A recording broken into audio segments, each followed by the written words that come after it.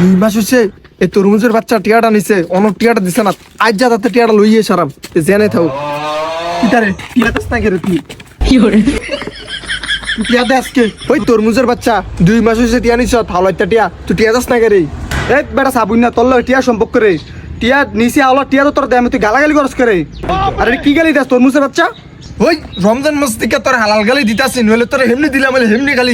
আরে বাঙ্গির বাচ্চা আমি হালাল গালি গালি আমিও আরি না রে। ওই তোর কে আমি শেখাতাম রে। ওই টিয়া দে লাগবে না। তুই ব্যাংক বললি কে? ওই তুই আমার টিয়া দিবি না? তুই ব্যাংকটা তো দর্শক ব্যাংকের ভিতরে কত টাকা আছে নস? ঈদের লেগে টাকা জমাইতাছি প্রায় 5 লাখ টাকার মতন আছে।